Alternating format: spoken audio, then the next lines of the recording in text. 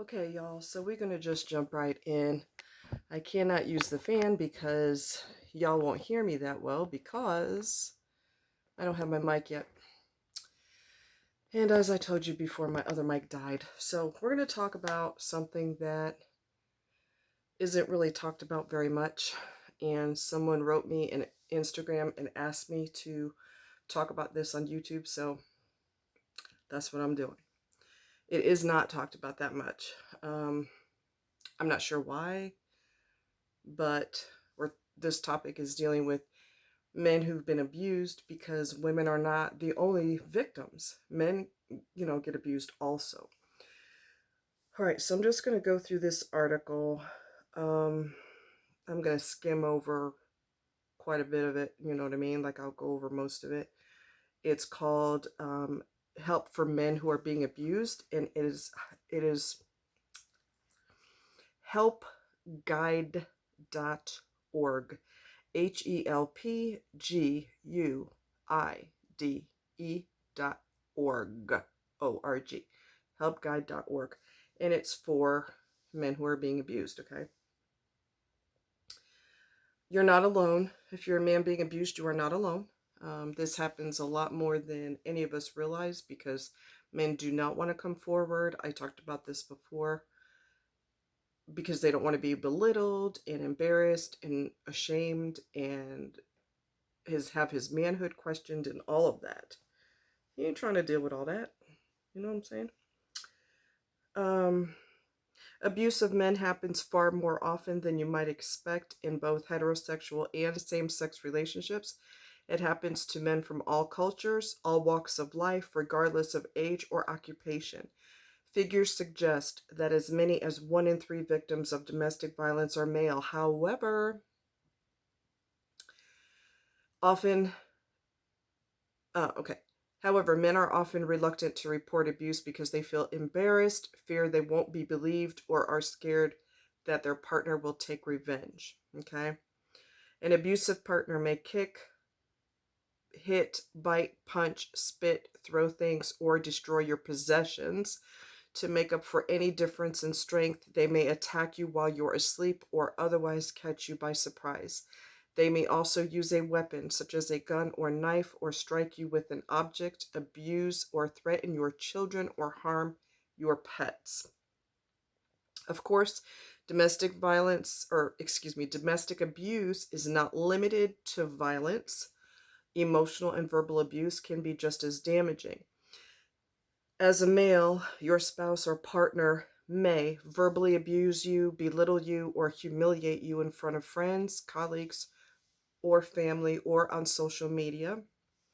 Be possessive, act jealous, or harass you with accusations of being unfaithful. That is a typical way that a partner, they like to be angry. I've talked about this before. And one of the best ways to start a fight is to accuse you of cheating. And 9 times out of 10, they're the ones cheating. But they need to cause a fight with you because that's what keeps breath in their body, baby. So they're going to accuse you, as ridiculous as it may sound, they're going to accuse you of being unfaithful. They love to throw that accusation out there. Take away your car keys or medications. Try to control where you go and who you see. Try to control how you spend money or deliberately default on joint financial obligations. Make false allegations about you to your friends, employer, or the police, or find other ways to manipulate and isolate you. Threaten to leave you and prevent you from seeing your kids if you report the abuse. Okay? As an abused man, you may face a shortage of resources, a lack of understanding from friends and family, and legal obstacles, especially if trying to gain custody of your children from an abusive mother. Whatever your circumstances, though, you can overcome these challenges and escape the violence and abuse. Okay?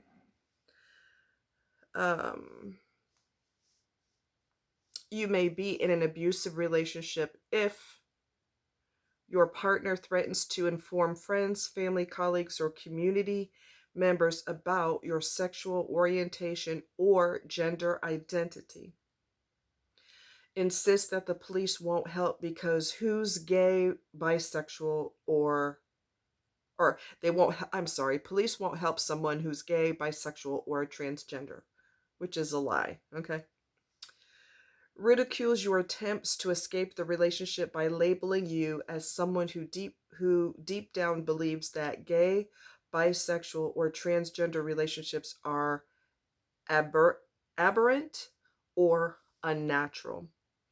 Accuses you of not really being gay, bisexual, or transgender, justifies their abuse with the excuse that all men are naturally aggressive and violent, which is not true, okay? Why men don't leave an abusive relationship. You feel ashamed. Many men feel great shame that they've been abused, been unable to stand up for themselves, or somehow failed in their role as a male husband or father. Your religious beliefs dictate that you stay, or your self worth is so low that you feel this abusive relationship is all that you deserve. There's a lack of resources. Many men worry that they'll have difficulty being believed by the authorities, or that their abuse will be minimized because they're male, or find there are few resources to specifically help abused men. You're in the same sex relationship but haven't come out to family or friends and are afraid your partner will out you.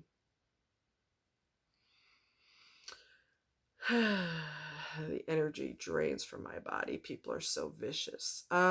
You're in denial, just as with female domestic violence victims. Denying that there is a problem in your relationship will only prolong the abuse.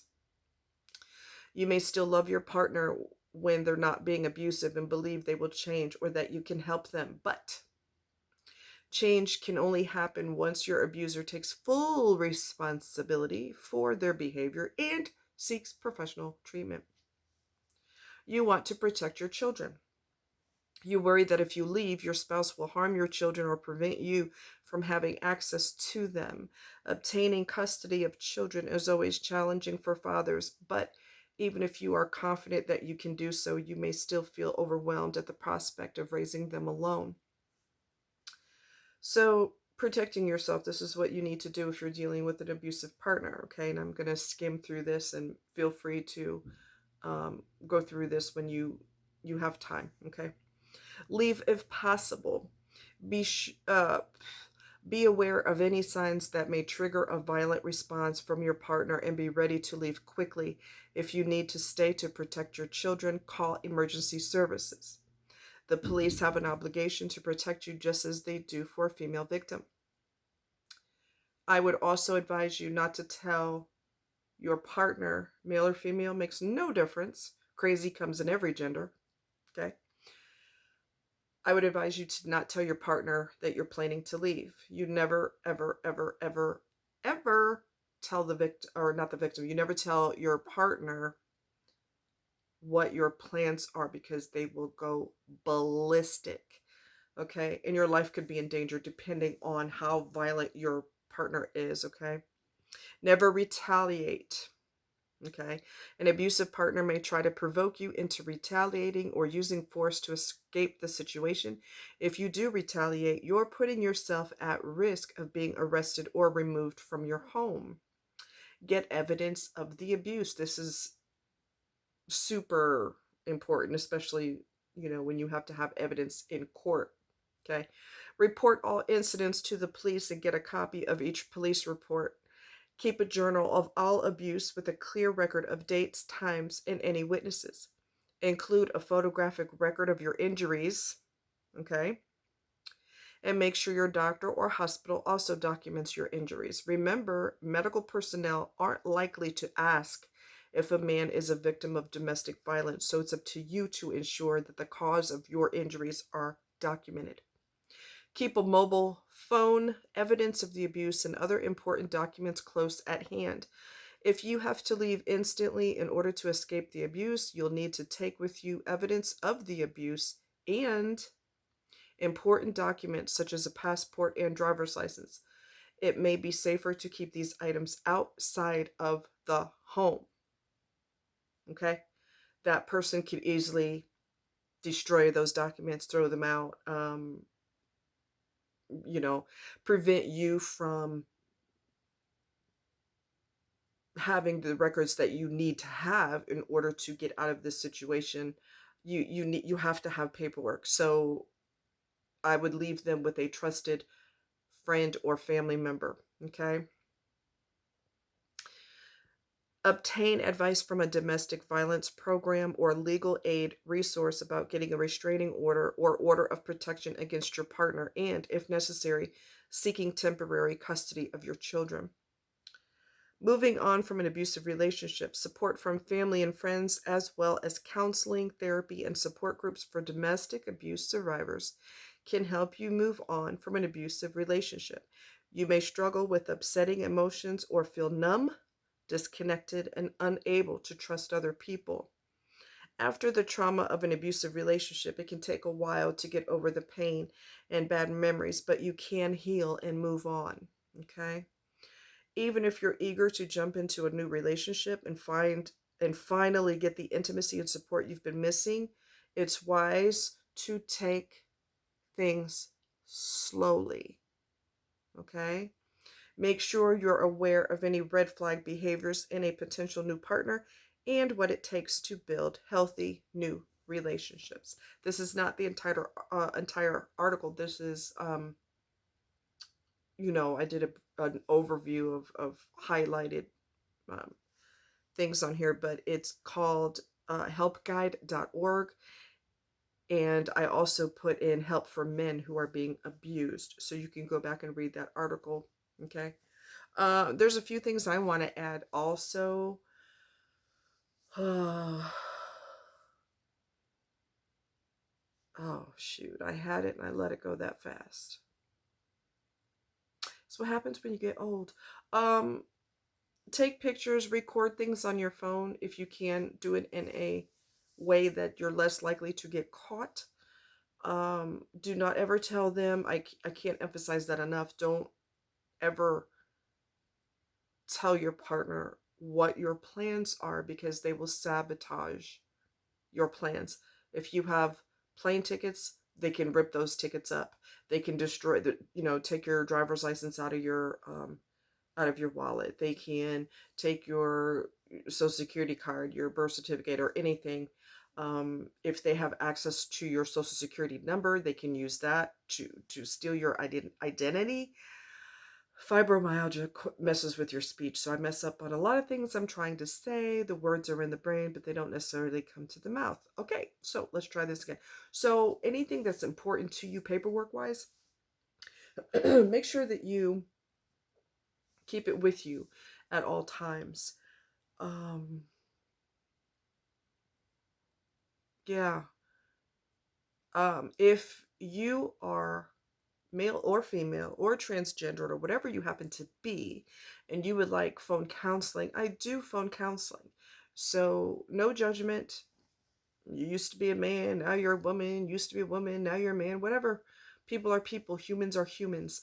If you need help, contact me and we'll set something up. I know how vicious women can be. Okay. I grew up with a vicious woman, so I know. Okay. Um, I mean, she beat up the mother. She beat up my grandfather when he was dying. Okay. It don't get much lower and dirtier and slimier than that. Viciously, abusive to me. I never once considered, oh, he's a man, he should protect himself from her. He's an elderly man who was very, very, very sick. We took him in because he had had multiple strokes and could not, manage on his own. And she was beating up on him. That was the mother, my so-called mother. It was her father that we took in, and when his health was bad, she was beating him up. And I think because my brain didn't want to realize the scope of the abuse, I just remembered that one particular time. And then when I was discussing it with a family member, many, many, many years later, it dawned on me as an adult, if she's going to do that right in front of you, what in the hell do you think was happening behind your back? And then I cried and I just felt devastated and I felt responsible. I wish I could have protected him from her. But even if a man is not elderly or he's not, he doesn't have bad health, it doesn't matter. No one deserves to be abused. And people who know that you don't like to fight them physically, that's the last thing you would do. They will target you because they're going to keep on pushing you until you hit them back, knowing that you probably won't. So they're going to keep increasing the violence, okay? I counseled a guy a long time ago, and his wife was she was verbally abusive and physically abusive and got to the point where she was doing it in front of family members. Didn't care who was there. I said, you get away from her as fast as you possibly can. You save money. You don't tell her you're saving money. And you get the hell up out of there because you're going to mess around and get killed. Okay? That's what's going to happen to you. You're going to mess around and get killed. Get away from her. Because when the person is doing it in front of, they don't care who's there, in front of God and everybody. Oh, honey. I mean, wow, because normally people who are monstrosities, evil, narcissistic, whatever the hell is wrong with them, they try to perpetrate, not always, but sometimes, a lot of times, they try to perpetrate to the public how wonderful they are. So they put on that political, hi, how are you? It's so great to see you. Oh my God, you must have lost weight, but you look great. And all of that is bullshit because behind closed doors, they are evil. Evil as hell, okay? When somebody gets to the point where they don't care that your family's there, and it don't even have to get to that point in order for you to you need to get the hell up out of there. And I've said this before and I'll say it again. Y'all are too eager to have sex with women. If she's beautiful, you want to lay her all day and all night. You better stop that because that's the easiest, fastest way to get in your wallet. To have sex with you and start popping up these kids left and right, left and right. Now you don't want to leave her because you got kids with her and you don't want to pay child support. So you're going to just deal with the hell until the kids are grown or whatever. If you survive long enough to see them leave the house or whatever. I mean, come on now. You have to be a lot more selective of who you get involved with. And I don't give a shit if she is the most gorgeous woman you've ever seen in your life. She is charming. She has a PhD. She is this and she is that. And she makes X amount of dollars per year on paper. She's fantastic. She's beautiful. She smiles. She laughs at all my jokes. There better be a whole lot more to it than that before you start laying her, because she's going to lock you in. Okay? She'll even tell you, I can't get pregnant. Doctors told me I could never get pregnant. Don't believe that, okay? Don't believe that. Let that go in one ear and out the other, because next thing you know, you're trapped. Whether you're married or not, it is the oldest trick in the book that women do, and they will always do it because it's something they've always done, and it works because men are so eager,